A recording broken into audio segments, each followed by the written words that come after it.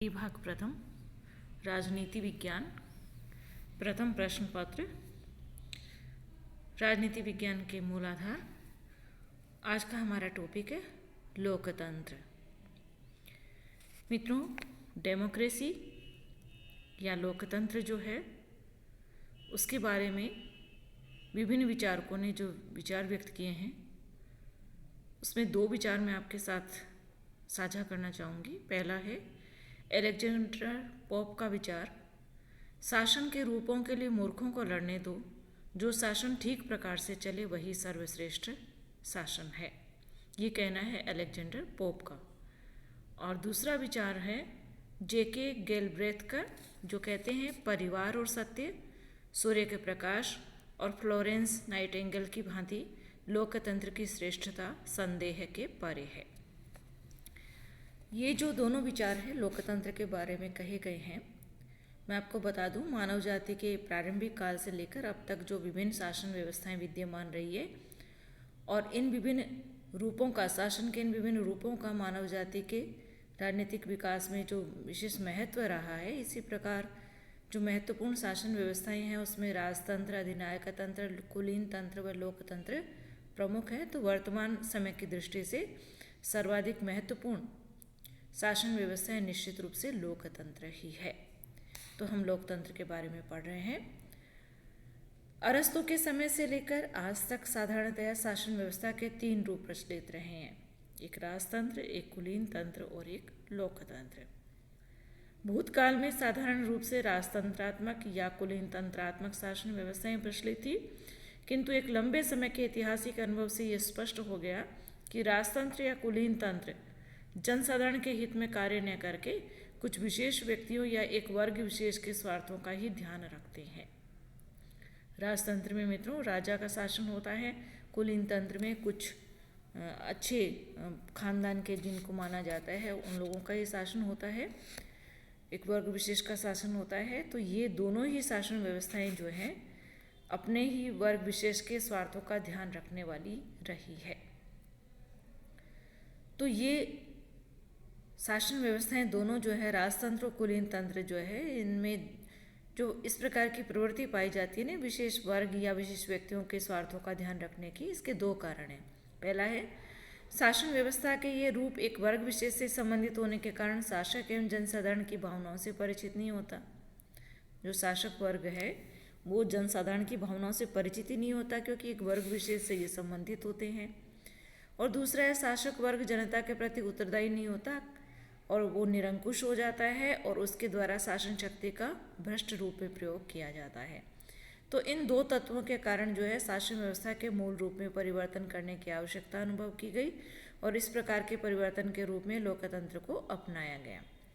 प्रारंभ में शासन के प्रकार के रूप में लोकतंत्र का उदय हुआ और इसके अंतर्गत या तो जनता के द्वारा प्रत्यक्ष रूप से शासन किया जाने लगा या जनता द्वारा निर्वाचित प्रतिनिधियों के द्वारा शासन किया जाने लगा।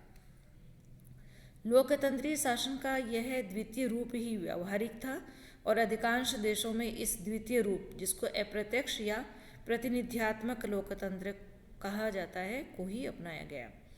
लेकिन कालांतर में ये अनुभव किया गया कि शासन व्यवस्था में किया गया या परिवर्तन जो है अपने मूल उद्देश्य यानी शासन शक्ति का सर्वसाधारण के हित में प्रयोग करना, उसी को प्राप्त करने में असमर्थ रहा है। इसलिए शासन व्यवस्था के प्रकार के रूप में लोकतंत्र के साथ साथ राज्य के प्रकार के रूप में लोकतंत्र, समाज व्यवस्था के प्रकार के रूप में लोकतंत्र और आर्थिक व्यवस्था के प्रकार के रूप में भी लोकतंत्र की स्थापना की गई। इन अलग अलग रूपों में लोकतंत्र की हम व्याख्या कर सकते हैं। जैसे सबसे पहले शासन के रूप में लोकतंत्र की बात करूं तो लोकतंत्र का अंग्रेजी पर्यायवाची शब्द होता है डेमोक्रेसी, DEMOCRACY, डेमोक्रेसी। ये ग्रीक शब्द डेमोस और क्रेतिया से बना है। डेमोस DEMOS, डेमोस, और क्रेतिया KRATIA। डेमोस और क्रेतिया दो शब्दों से ये मिलकर के बना है। इसका अर्थ होता है शासन की शक्ति। इस रूप में लोकतंत्र उस शासन प्रणाली को कहते हैं जिसमें जनता स्वयं प्रत्यक्ष रूप से या अप्रत्यक्ष रूप से अपने प्रतिनिधियों के द्वारा संपूर्ण जनता के हित को दृष्टि में रखकर शासन करती है। तो इस प्रकार से लोकतंत्र यानी वो शासन प्रणाली जिसमें जनता या तो स्वयं या अपने प्रतिनिधियों के माध्यम से संपूर्ण जनता के हित के लिए शासन करती है। एक लंबे समय तक लोकतंत्र का तात्पर्य शासन के एक प्रकार से ही लिया जाता था और विभिन्न विद्वानों द्वारा इस रूप में लोकतंत्र की अलग अलग प्रकार से व्याख्या की गई है। अब्राहम लिंकन का जो कथन है वो इसकी सर्वप्रसिद्ध परिभाषा बन गया है। लोकतंत्र शासन का वह रूप है जिसमें जनता का जनता के द्वारा जनता के लिए शासन हो। इसी तरह से ब्राइस का कहना है, लोकतंत्र शासन का वह प्रकार है जिसमें राज्य के शासन की शक्ति किसी विशेष वर्ग या वर्गों में निहित न होकर संपूर्ण जन समुदाय में निहित है। दोनों ही जो परिभाषाएं कह सकते हैं, तो दोनों बातें हैं, अब्राहम लिंकन ने जो कही है और ब्राइस ने जो कही है, उसमें एक ही बात आती है कि जनता ही शासन करती है, भले खुद करे या अपने प्रतिनिधियों के माध्यम से करे, जनता के लिए करती है। चूँकि ये जनता का शासन है, जनता के लिए है और जनता द्वारा शासन है, इसलिए ये लोकतंत्र कहलाता है। लोकतंत्र की परिभाषा करने से क्या हुआ, इसकी विशेषताएं स्पष्ट होती हैं। 3 विशेषताएं हैं। पहला, जनता का प्रतिनिधित्व। इसमें जनता का प्रतिनिधित्व होता है, इसमें जो सरकार होती है वो जनता के द्वारा चुनी हुई होती है। दूसरी विशेषता है जनता के हितों का रक्षण। लोकतंत्र में शासन का अस्तित्व जनता के हितों की रक्षा के लिए होता है, अर्थात लोकतंत्र में सरकार सदैव एक साधन के रूप में ही होती है, साध्य के रूप में नहीं होती है। और तीसरा है जनता के प्रति उत्तरदायित्व। इसके अंतर्गत क्या है, सरकार जनता के प्रति उत्तरदायी होती है, अर्थात शासक यदि अपनी शक्ति का प्रयोग सर्वसाधारण के हित में नहीं करता तो सर्वसाधारण द्वारा शासन में परिवर्तन किया जा सकता है।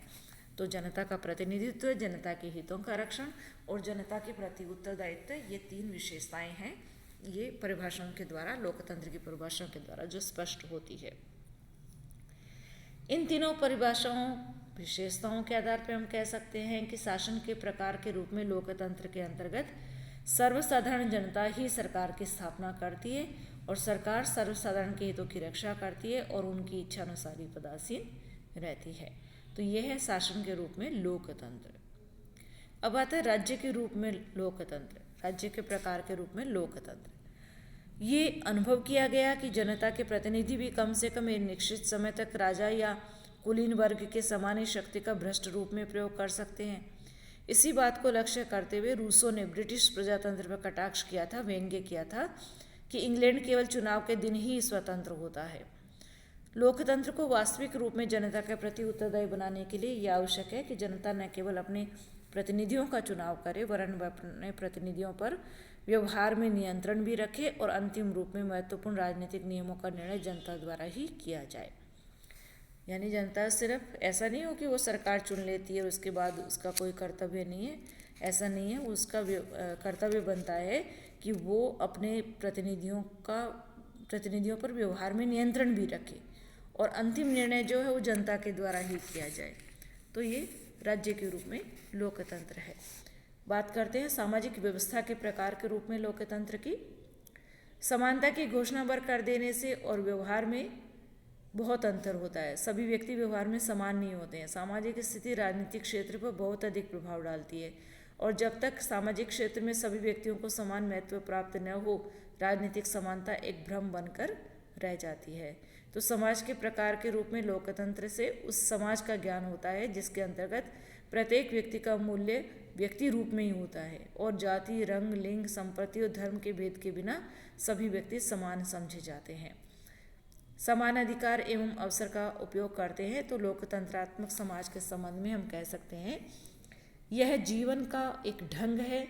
यह इस मान्यता पर आधारित है कि प्रत्येक व्यक्ति के सुख का महत्व उतना ही है जितना कि अन्य किसी के सुख का महत्व हो सकता है तथा किसी को भी अन्य किसी के सुख का साधन मात्र नहीं समझा जा सकता। यानी सभी व्यक्तियों के साथ समान व्यवहार किया जाना। अब बात करते हैं आर्थिक व्यवस्था के प्रकार के रूप में लोकतंत्र। वर्तमान समय में अर्थ ने मानव जीवन में बहुत अधिक महत्वपूर्ण स्थान प्राप्त कर लिया है और साधारणतः मानव के सभी कार्य प्रत्यक्ष या अप्रत्यक्ष रूप से अर्थ से ही संचालित होते हैं, धन से ही संचालित होते हैं।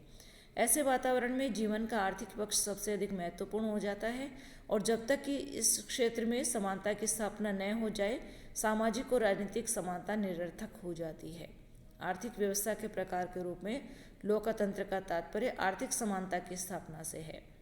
यहाँ इस बात को दृष्टि में रखा जाना चाहिए कि आर्थिक समानता का तात्पर्य समान पुरस्कार जैसी कल्पनात्मक बात से नहीं है, वरन इसका तात्पर्य यह है कि सभी व्यक्तियों को जीवन की ऐसी सामान्य सुविधाएं प्राप्त होनी चाहिए जिनके आधार पर वे अपने व्यक्तित्व का पूर्ण विकास कर सके। यानी प्रत्येक व्यक्ति को रोटी, कपड़ा, मकान, शिक्षा और स्वास्थ्य प्राप्त होना चाहिए ताकि वो अपने व्यक्तित्व का पूरा विकास कर सके और ये जो न्यूनतम आवश्यकताएं हैं इनकी पूर्ति की जानी चाहिए। तो ये है आर्थिक व्यवस्था के प्रकार के रूप में लोकतंत्र। मित्रों, हम सभी जानते हैं आर्थिक रूप से सब समान नहीं हो सकते, क्योंकि कोई अपनी मेहनत से रुपए को भी 2 रुपये बना लेगा, कोई अपनी मेहनत से 1 रुपये को भी बिना मेहनत के अपने व्यसन और अपनी बुरी आदतों से 1 रुपये को भी शून्य बना सकता है। तो इस तरह से सब आर्थिक रूप से समान नहीं हो सकते, लेकिन कम से कम प्रत्येक व्यक्ति को जीवन की न्यूनतम आवश्यकताओं की पूर्ति तो उसको प्राप्त हो, उसकी न्यूनतम आवश्यकताओं को वो प्राप्त कर सके। रोटी, कपड़ा, मकान, शिक्षा, स्वास्थ्य उसे मिलना चाहिए। अब हम बात करते हैं जीवन का विशिष्ट दृष्टिकोण। लोकतंत्र राजनीतिक, सामाजिक और आर्थिक व्यवस्था का एक प्रकार ही नहीं है, वरन यह तो जीवन के प्रति विशिष्ट दृष्टिकोण भी है। इसके अंतर्गत मनुष्य का एक विशेष प्रकार का स्वभाव तथा सामाजिक व्यवहार होना चाहिए। सबके हृदय में क्षमा होनी चाहिए, सहिष्णुता, सेवा, परोपकार, ये और इसके साथ विरोधियों के प्रति भी आदर भाव, मानवीय व्यक्तित्व के प्रति सम्मान और समझौते की प्रवृत्ति विद्यमान होनी चाहिए। और लोकतंत्र में सभी व्यक्तियों द्वारा दूसरों के प्रति वैसा ही व्यवहार किया जाना चाहिए जैसा व्यवहार वह अपने प्रति पसंद करता है। तो इस प्रकार से ये जीवन का दृष्टिकोण भी है, लोकतंत्र एक जीवन का दृष्टिकोण है। तो ये वर्तमान समाज या वर्तमान समय में लोकतंत्र का जो अर्थ शासन व्यवस्था का एक विशेष रूप ही नहीं है, वरन इसका तात्पर्य राज्य के एक प्रकार, सामाजिक जीवन के एक प्रकार, आर्थिक व्यवस्था के एक प्रकार और जीवन के एक ढंग से है। इसीलिए कहा गया है प्रजातंत्र या लोकतंत्र केवल सरकार का रूप नहीं है, वरन राज्य और समाज का रूप अथवा इन तीनों का मिश्रण भी है। इसी तरह से लोकतंत्र मानवीय सभ्यता और व्यक्ति रूप में महत्व पर आधारित एक ऐसा जीवन मार्ग है जिसका उद्देश्य सामाजिक, आर्थिक और राजनीतिक जीवन के इन विभिन्न क्षेत्रों में अधिकाधिक समानता की स्थापना करना और एक सहयोगी समाज की रचना करना है। तो ये था लोकतंत्र के बारे में कि लोकतंत्र किस प्रकार से शासन के प्रकार के रूप में, राज्य के प्रकार के रूप में, इसी तरह से समाज के प्रकार के, सामाजिक व्यवस्था के रूप में और आर्थिक व्यवस्था के रूप में या जीवन का एक दृष्टिकोण है। अब हम बात करते हैं लोकतंत्रात्मक शासन के भेद कितने हैं। तो साधारणतया लोकतंत्रात्मक शासन के 2 भेद माने जाते हैं, एक प्रत्यक्ष लोकतंत्र, डायरेक्ट डेमोक्रेसी, और दूसरा है अप्रत्यक्ष या प्रतिनिध्यात्मक लोकतंत्र, इनडायरेक्ट अथवा और रिप्रेजेंटेटिव टाइप ऑफ डेमोक्रेसी। पहले हम बात करेंगे प्रत्यक्ष लोकतंत्र के। मित्रों, जब प्रभुसत्तावान जनता प्रत्यक्ष रूप से शासन कार्यों में भाग लेती है, नीति निर्धारित करती है, कानून बनाती है और प्रशासनाधिकारी नियुक्त कर उन पर नियंत्रण रखती है, तो उसे प्रत्यक्ष लोकतंत्र कहते हैं। प्रत्यक्ष लोकतंत्र जिसमें जनता स्वयं शासन कार्यों में भाग लेती है, नीति बनाती है, कानून बनाती है, तो इस तरह से ये प्रत्यक्ष लोकतंत्र है। प्राचीन काल में ग्रीक नगर राज्यों और भारत के वज्जी संघ में प्रत्यक्ष लोकतंत्रात्मक शासन ही प्रचलित था। वर्तमान काल में स्विट्जरलैंड के केवल 5 कैंटनों आउटर अपंजेल, इनर अपंजेल, उरी और अंटकवाल्डेन तथा ग्लारस में प्रत्यक्ष लोकतंत्रात्मक शासन पद्धति प्रचलित है। पूरे स्विट्जरलैंड में नहीं है, 5 ही कैंटन हम जिनका नाम ले चुके हैं उन्हीं में है। इस प्रकार की प्रत्यक्ष लोकतंत्रात्मक शासन व्यवस्था कम जनसंख्या वाले छोटे राज्यों में संभव हो सकती है और वर्तमान समय के विशाल राष्ट्रीय राज्यों में से अपनाया जाना संभव नहीं है। भारत जैसी जनसंख्या वाले या भारत से कम जनसंख्या वालों में भी ये संभव नहीं है, क्योंकि इसमें एक समय पर निश्चित स्थान पर सभी लोग एकत्रित होकर अपने लिए कानून निर्माण करते हैं, जो कि इतनी बड़ी बड़ी जनसंख्याओं वाले देशों में संभव नहीं है। तो ये था प्रत्यक्ष लोकतंत्र, जिसमें लोकतंत्र क्या होता है, जनता के द्वारा स्वयं संचालित होता है। जनता स्वयं शासन कार्यों में भाग लेती है, नीति निर्धारित करती है, कानून बनाती है और प्रशासन अधिकारी नियुक्त करके उस पर नियंत्रण रखती है। ये प्रत्यक्ष लोकतंत्र है। दूसरा प्रकार आता है अप्रत्यक्ष लोकतंत्र या प्रतिनिध्यात्मक लोकतंत्र। जब प्रभुसत्ता माने जनता स्वयं प्रत्यक्ष रूप से इस प्रकार की प्रभुसत्ता का प्रयोग न करके अपने प्रतिनिधियों के माध्यम से कार्य करती है तो इसे प्रतिनिध्यात्मक या अप्रत्यक्ष लोकतंत्र कहते हैं। प्रतिनिध्यात्मक या अप्रत्यक्ष लोकतंत्र वो है जिसमें जनता स्वयं प्रत्यक्ष रूप से प्रभुसत्ता का प्रयोग नहीं करती है, कानून निर्माण स्वयं नहीं करती है, वरन अपने प्रतिनिधियों को चुनती है और वो प्रतिनिधि फिर कानून निर्माण का कार्य करते हैं, तो इसे प्रतिनिध्यात्मक या अप्रत्यक्ष लोकतंत्र कहा जाता है। जे.एस. मिल के शब्दों में प्रतिनिध्यात्मक लोकतंत्र वह होता है जिसमें संपूर्ण जनता अथवा उसका बहुसंख्यक भाग शासन की शक्ति का प्रयोग अपने उन प्रतिनिधियों द्वारा करती है जिन्हें वह समय समय पर चुनती है। यानी जनता शासन पर जो शासन की शक्ति का प्रयोग जो है अपने प्रतिनिधियों के माध्यम से करती है और वो प्रतिनिधि जो है समय समय पर जनता द्वारा चुने जाते हैं। तो इस तरह से ये प्रतिनिधियों के माध्यम से सर्वोच्च शासन जनता का शासन होता है। इस प्रकार शासन प्रणाली में जनता संविधान द्वारा निर्धारित निश्चित अवधि के लिए अपने प्रतिनिधियों का चुनाव करती है, जिससे कानून निर्माण करने वाली व्यवस्थापिका का गठन होता है। और संसदात्मक शासन व्यवस्था में तो इस व्यवस्थापिका में से ही कार्यपालिका का गठन भी होता है, लेकिन अध्यक्षात्मक शासन व्यवस्था में जनता कार्यपालिका के प्रधान का प्रत्यक्ष या अप्रत्यक्ष रूप से चुनाव करती है। तो वर्तमान समय में विश्व के अधिकांश राज्यों में यानी देशों में अप्रत्यक्ष या प्रतिनिध्यात्मक लोकतंत्र ही पाया जाता है। तो ये था लोकतंत्र का अर्थ और उसके दो भेद। आज के लिए इतना ही। धन्यवाद।